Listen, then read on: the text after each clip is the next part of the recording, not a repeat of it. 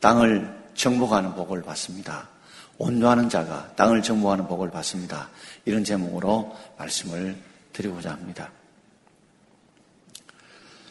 보통 이렇게 암에 걸리게 되면 1기, 2기, 3기, 4기가 있지만 보통 암에 걸리게 되면 대부분의 사람들은 낙심하게 됩니다.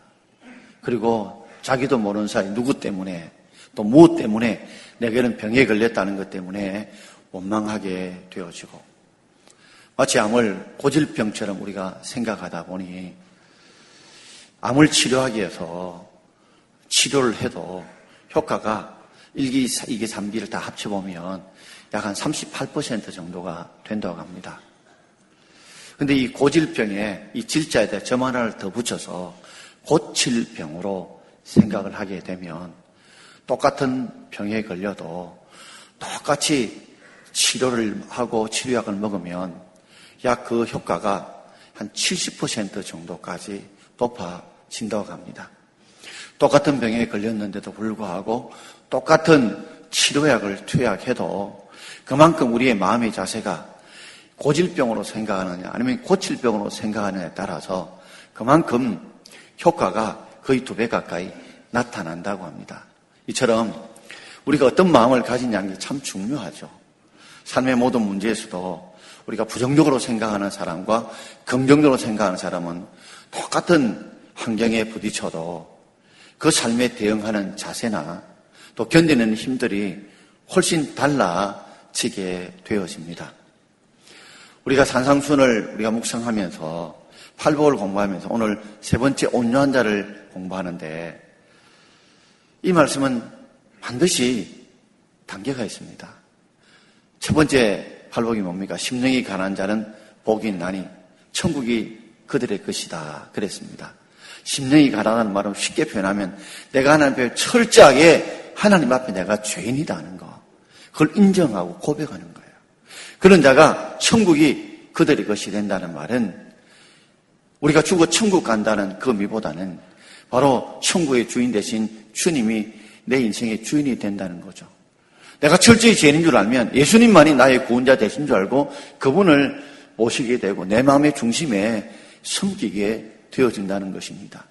그런 사람들은 바로 애통하게 되어 있죠. 두 번째 복이 애통하는 자는 복이 있나니 그들이 위로를 받는다고 그랬는데 철저히 자신이 죄인 줄 아는 사람은요 그 죄를 철저하게 하나님 앞에 다 내어놓고 애통하며 회개하게 됩니다.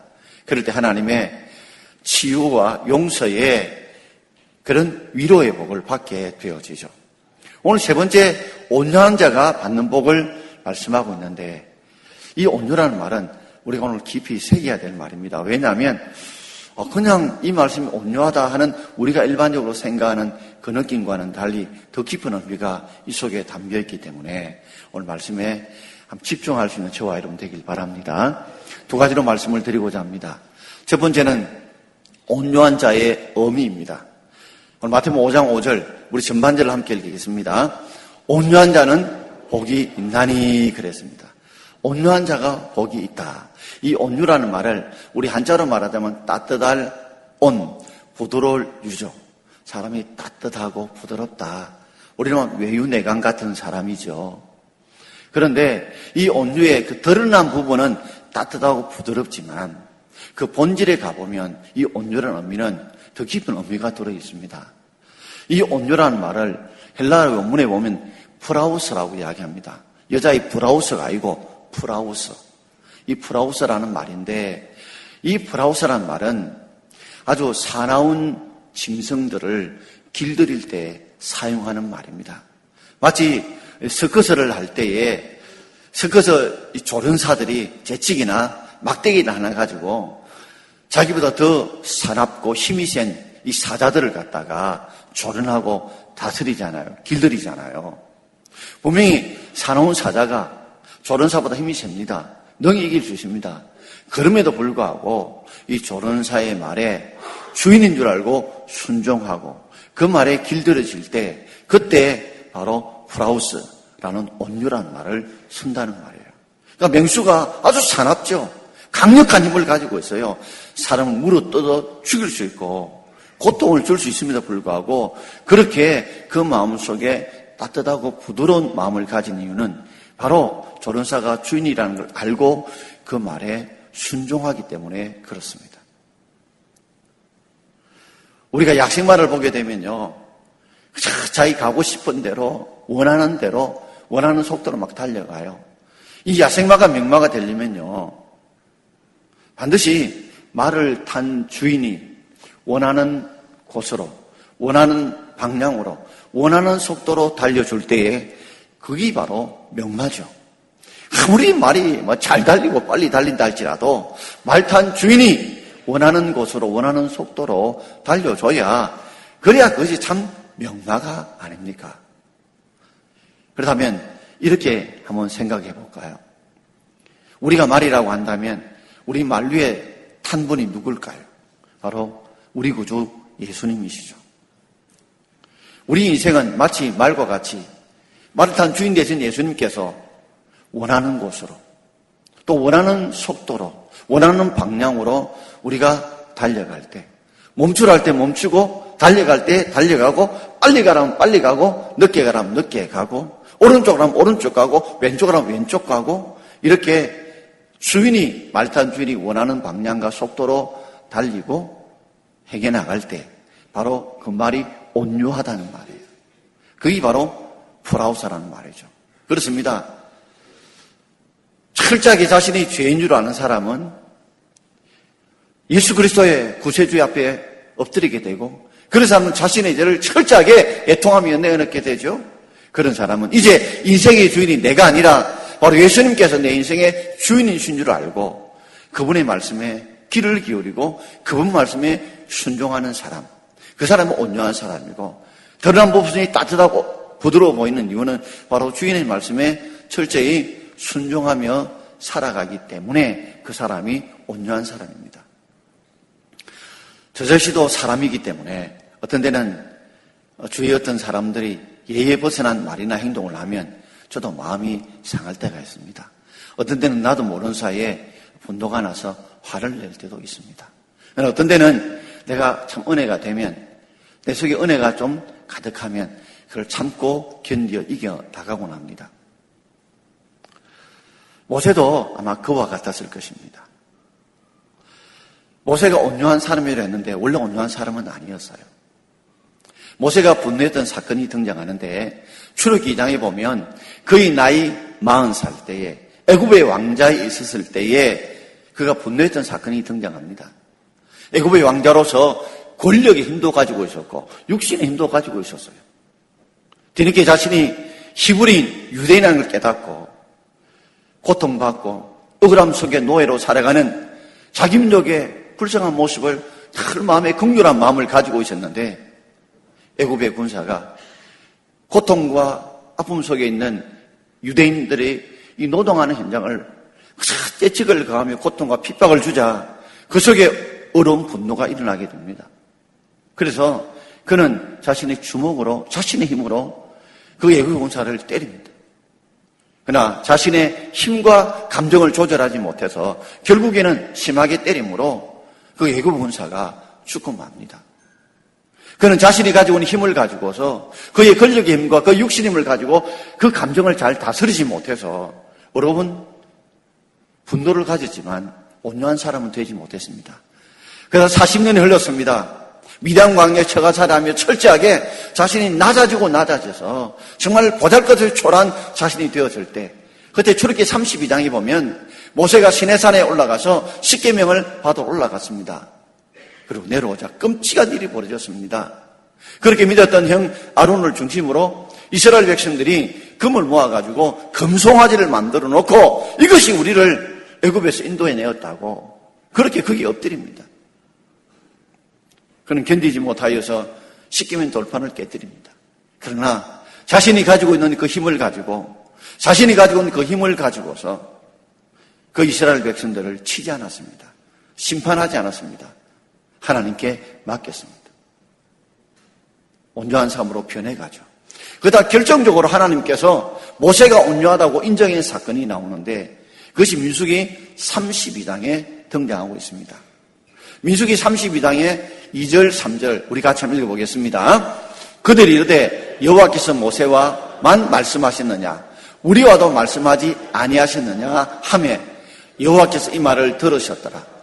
이 사람 모세는 온유함이 지면의 모든 사람보다 더하더라. 아멘.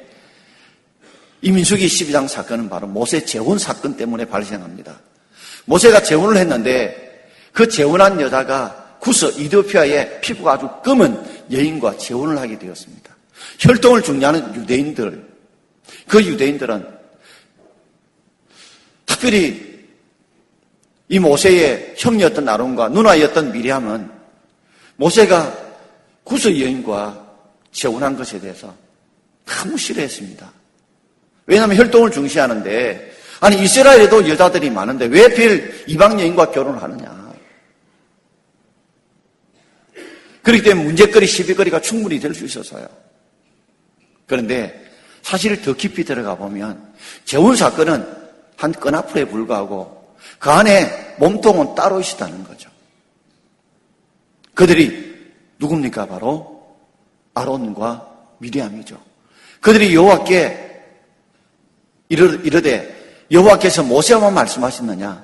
하나님이 모세만 지도를 세웠느냐? 하나님께서 모세만 대화를 하셨느냐? 아론과도 하나님께서 처음에 모세를 조력할 때 대화를 하셨죠. 그러나 광야를 나오면서 하나님께서 아론과 미리암과 대화했다는 장면이 말씀하시는 내용이 나오지 않습니다. 그런데 이 미리암과 아론이, 누나와 형이 뭐라고 말하냐면 우리와도 여호와께서 말씀하지 아니하셨느냐라고 거짓말을 해요. 이 말은 뭡니까?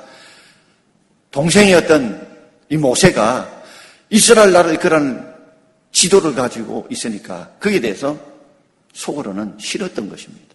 나도 얼마든지 모세보다 말 잘하는데, 나도 얼마든지 누나인데 그 지도력을 함께 나누고 싶었고 자신이 그 지도력을 이어받고 싶은 이 미리암과 아론이 하나님께 모세만 이야기했더냐, 우리와도 말씀하지 않았냐고 백성들이 이야기를 함으로써 자신도 하나님이 택한 지도자라는 것을 증명하려고 했는데, 그 다음 성경 구절에 딱 이런 말씀이 기록되어 있죠. 뭐라고요? 여호와께서 이 말을 들으셨더라. 여호와께서 이 말을 들으셨더라. 이 거짓말을 하나님께서 듣고 계셨다는 겁니다. 그래서 하나님께서 그 더 주동자였던 미리암을 하나님이 친히 치셨어요. 문둥병자로 만드셨어요. 그러면서 하나님께서 모세를 온유한 사람인데 지면 땅에서 밟고 있는 사람들 중에서 모든 사람보다 더하더라 하면서 진짜 온유한 사람이라고 주님께서, 우리 하나님께서 그렇게 친히 인정해 주셨습니다. 그 이유는 뭘까요? 우리 같으면 형이나 누나가 적어도 동생의 지도력을 막아주는 방어막이 되어주든지 근육막이 되어줘야 됨에도 불구하고 형이 누나가 동생이 지도력을 험담해서 끌어내려서 자신이 지도가 되려고 했으니까 얼마나 모세가 힘들었겠습니까? 또 백성들 볼 때도 얼마나 부끄러웠을까요? 여러분 한번 생각해 보십시오. 가족끼리 리더십을 놓고 서로 내가 그것을 찾아가겠다 할 때에 백성들이 볼 때 얼마나 꼴불견이겠습니까? 그런 상황 속에서 하나님께 참다 못하여서 더 주동자였던 미리암 문둥병자로 만들었을 때 모세가 어떻게 해요? 참 잘 되었다. 그렇게 나에게 대항하더니 꼴 좋다. 라고 고소하게 생각하지 않았습니다. 우리 하나님께 매달려서 문둥병을 고쳐달라고, 누나의 이 병을 고쳐달라고 주님께 간절히 매달리고 기도하지 않습니까? 이 모습이 바로 자신이 가지고 있는 힘을 가지고 심판하지 않고 핍박하지 않고 오히려 살려달라고 주님 앞에 매달려 기도하는 그 모습이 바로 온유한 자의 모습인 줄 믿습니다. 그 모습을 보시고 이 땅의 모든 지면에 사는 사람들 중에 모세보다 더 온유한 사람이 없다고 주님께서 인정해 주신 것입니다. 우리도 물질의 힘을 가지고 있고 권력의 힘을 가지고 있고 부모라는 힘을 가지고 있고 우리가 세상에 경험의 힘을 가지고 있고 지식의 힘을 가지고 있을 때 그것을 내 욕심대로 내 생각대로 여러분 사용하는 것이 아니라 하나님이 원하시고 기뻐하는 그 뜻을 따라 사용할 때 그런 자가 온유한 자요, 그런 자에게 하나님께서 땅을 기업으로 주는 복을 주실 줄 믿습니다. 그래서 모세가 나중에는 어떤 복을 받았어요. 가나안 땅을 기업으로 차지하는 복을 받게 되었죠. 또 신약에서 온유한 사람을 이야기할 때 예수님이 친히 자신을 온유한 자라고 고백하셨습니다. 마태복음 11장 29절 말씀을 함께 읽겠습니다. 나는 마음이 온유하고 겸손하니 나의 멍에를 메고 내게 배우라. 그리하면 너희 마음이 쉼을 얻으리라. 예수님이 친히 자신이 온유하고 겸손하고 그랬습니다. 온유와 겸손은 동전의 양면, 손바닥의 양면과 같이 항상 쌍으로 움직입니다. 왜요? 온유하다는 말이 뭐라고 했습니까? 주인의 말에 철저히 순종하고 따르는 거죠. 힘을 가지고 있어도 내 감정 따라, 내 힘을 따라 사용하지 않고 우리의 주인 대신 우리 주님의 말씀 앞에 순종하여 따라가는 삶이죠. 예수님은 하나님 아버지의 말씀에 철저히 그 명령과 뜻을 따라 순종해 살아가니 그 온유한 자요. 온유한 자는 겸손할 수밖에 없죠. 그렇기 때문에 예수님 나의 멍에, 나의 십자가, 나의 말씀의 가르침을 메고 그 말씀을 수용하고 내게 배우라. 그러면 너희들이 참 쉼을, 참 평안을 누릴 것이라고 말씀하셨어요. 예수님께서 온유하다는 것을 결정적으로 보여준 사건이 베드로전서 2장 23절에 등장하고 있습니다. 그래서 2장 23절 같이 읽겠습니다. 욕을 당하시되 맞대어 욕하지 아니하시고 고난을 당하시되 위협하지 아니하시고 오직 공의로 심판하신 이에게 부탁하시며. 예수님 십자가에서 고난당하 죽으실 때 그들이 얼마나 조롱과 멸시와 침뱉음과 욕을 했습니까? 욕을 당했지만 자신이 충분히 그들을 심판할 만한 주님의 힘을 가지고 있었지만 맞대어 욕하지 않으셨습니다. 그리고 죄 없이 억울하게 십자가에 고난당하고 죽으셨지만 그 힘을 가지고 위협하지 않으셨습니다. 이게 온유죠. 그러면서 뭐라고 말하면 오직 공의로 심판한 이에게 부탁해 하셨다. 오직이란 말은 영어에서 그러나 반대의 뜻이죠. 그러나 공의로 심판하신 하나님 아버지 앞에 이 모든 것들을 맡겼다는 거죠. 욕을 당하고 고난을 당했지만 내가 힘이 있지만 내 힘을 가지고 내 마음대로 내 감정대로 사용하지 않고 하나님 앞에 맡기고 하나님이 원하시고 기뻐하는 대로 순종해서 살아가는 이 온유함을 가진 분이 예수님이셨습니다. 그런데 이 온유라는 것이 사람이 타고난 성품은 절대 아니라는 거. 교회는 바로 성경의 9가지 열매를 보게 되면 이 온유는 성령의 열매입니다. 갈라디아 5장 22절, 23절 말씀을 우리 같이 읽어보겠습니다. 오직 성령의 열매는 사랑과 희락과 화평과 오래 참음과 자비와 양성과 충성과 온유와 절제니 이것을 같은 것을 금지할 법이 없느니라. 성령 9가지 열매가 다 두 글자인데 딱 네 번째 열매가 오래 참음입니다. 좀 외우기 힘들거든. 성령 9가지의 네 번째 열매가 오래 참음인 거라서 한번 끈을 읽으면 여러분 외우기 쉬울 줄 압니다. 근데 온유도 성령 9가지 열매죠. 이 말은 성령의 지배를 받을 때, 성령의 충만을 받을 때, 성령의 감동에 순종할 때 맺어지는 열매가 바로 뭐라고요? 온유라는 열매입니다. 그러니 이건 탁월한 열매가 아니에요. 우리가 철저하게 자신의 죄인됨을 알고 심령이 가난해서 그리고 자신의 죄를 내고 철저히 하나님께 애통하며 회개할 때에 그때 하나님만이 나를 지배하시옵소서, 나를 다스려 주옵소서, 하나님이 나의 왕이 되셔서 나를 지배하고 다스리고 내가 순종하겠다고 할 때 바로 하나님의 나라가 이루어질 때 그때 우리에게 맺혀지는 열매가 바로 온유라는 것입니다. 그러므로 온유의 열매를 맺기 위해서 그저 맺어지는가 철저하게 자신이 죄인됨을 깨닫는 심령의 가난함이 먼저 거쳐야 되고 그 죄를 철저하게 내놓고 애통하며 회개하는 이 애통하는 것을 거쳐야 우리가 비로소 온유한 자의 복을 받을 수 있는 줄 믿습니다. 두 번째로 그렇다면 온유한 자가 받을 복이 뭘까요? 땅을 기업으로 받는 복인데 마태복음 5장 5절 말씀을 우리 함께 읽어보겠습니다. 온유한 자는 복이 있나니 그들이 땅을 기업으로 받을 것입니다. 기업이라고 하니까 이게 뭐지 싶은데 이 유산이거든요. 우리 중소기업이나 대기업에 아버지가 만약에 그 기업을 일구었다면 아들에게 이제 넘겨지지 않습니까? 그러므로 이 기업이라는 말은 유산이라는 뜻이고, 기업을 받는다는 건 유산을 상속을 받는다는 그런 의미입니다. 우리가 하나님 앞에 철저하게 주의 말씀에 길들여지고 철저히 그 말에 귀를 기울이고 순종하는 삶을 사는 자는 어떤 복을 하나님이 주시느냐? 그 땅을 기업으로 얻는, 유산으로 받는 복을 주신다는 거죠. 한마디로 말하자면 우리의 지경이 넓혀지는 복을 주시는 것입니다. 야베스의 복이죠.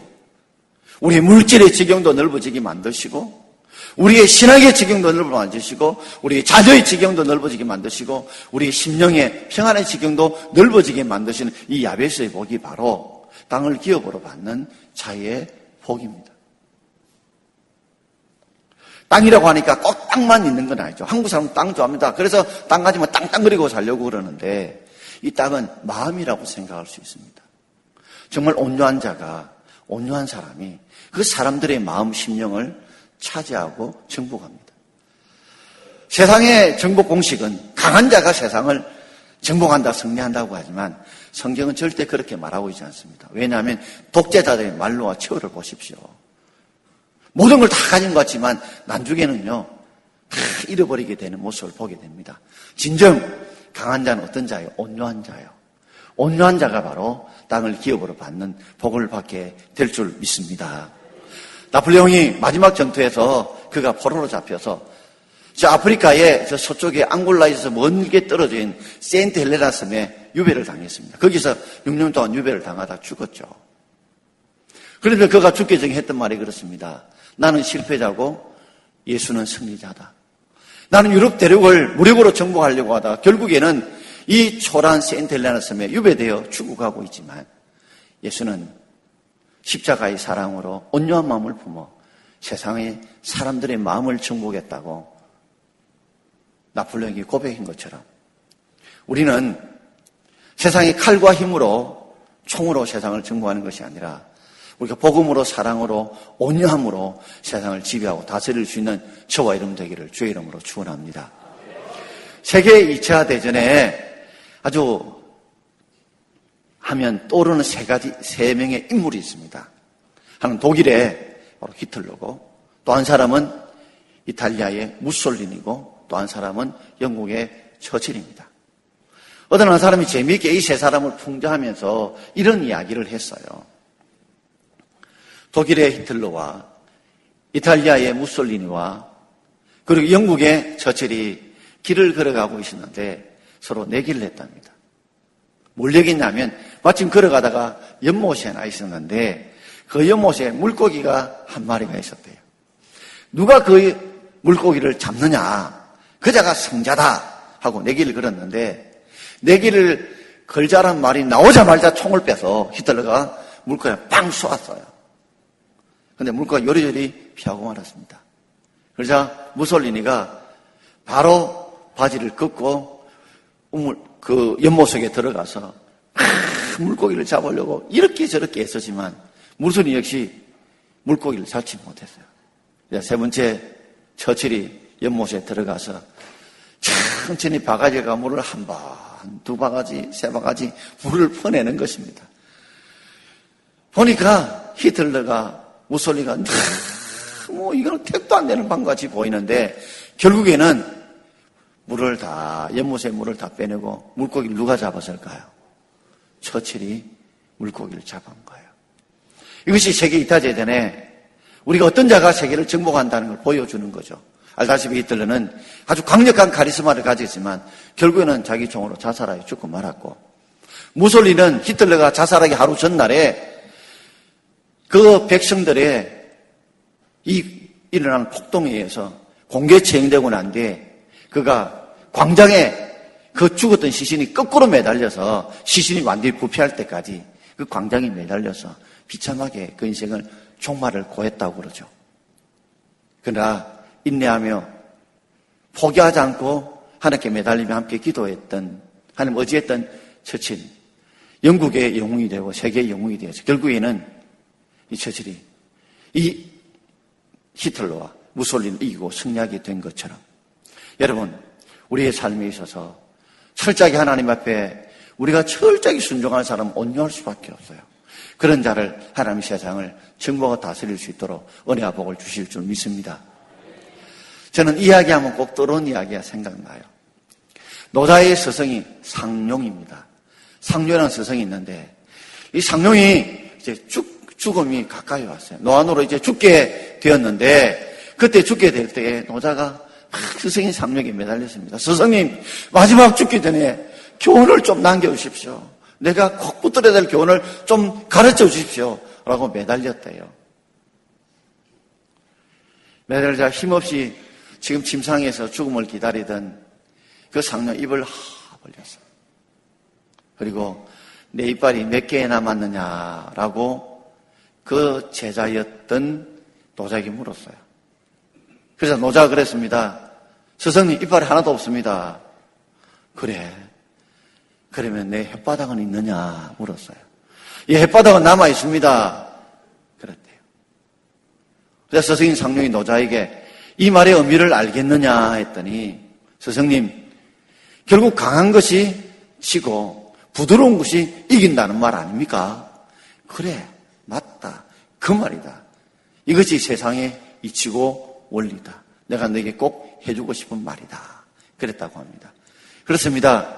우리 혀는요, 치아에 의해서 수없이 씹히고 밟힙니다.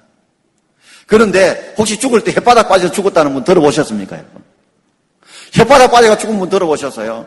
결국 나이 들면 이빨이 빠지지, 치아가 빠지지, 혓바닥이 빠지는 건 없죠. 이리 씹히고 저래 씹혀도 결국 부드러움이 강함을 이긴다는 비유를 스승인 상룡이 제자였던 노자에게 해주었답니다. 우리 이솝에 보면 이런 이야기 너무 잘 알고 계시죠. 햇님과 바람이 누가 더 강하냐? 내기하자. 그래서 마침 두꺼운 외투를 입은 사람이 걸어갈 때 저 외투를 벗기는 사람이 이긴다 해서 바람이 강력한 바람을 불자 외투비상 더 외투를 꼭 붙들죠. 그래서 햇님이 따뜻한 햇빛을 계속 주자 아이도와에서 옷을 벗었다는 이솝과 아시죠? 결국 강력한 세찬 바람들이 이기는 것이 아니라 부드럽고 따뜻한 햇빛과 같은 것들이 이긴다는 겁니다. 이 땅에 세상이 주도할 교회 주도를 보십시오. 카리스마 있다고 하는 사람들 보면 그것이 다 그렇게 비참하게 남아갑니다.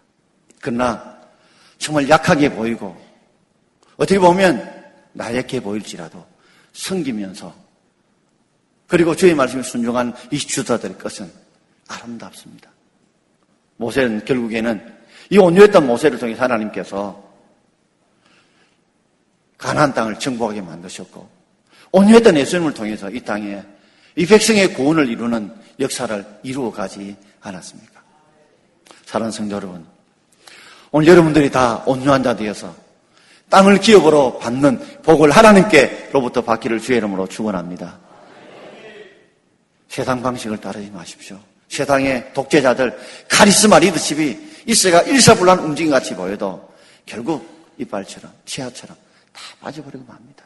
부드러운 혀처럼 그까지 철저히 하나님 말씀에 여러분 순종하시고 그 말씀에 이끌림을 따라 순종하여 살아가면 하나님이 세상을 지배하고 다스리도록 그 성도들과 자녀의 마음을 정복하고 다스리도록 하나님이 만들어줄 줄 믿고 그러기 위해서 철저하게 먼저 내가 철저하게 자신의 죄인됨을 깨닫는 심령의 가난한 자의 은혜를 받으시고 그 죄 때문에 철저하게 애통하고 부르짖는 그런 은혜를 받으셔서 이제는 내가 철저하게 주의 말씀에 순종하며 살아가겠다고 하는 그런 온전한 자가 되어서 이런 복을 받기를 주의 이름으로 축원드립니다.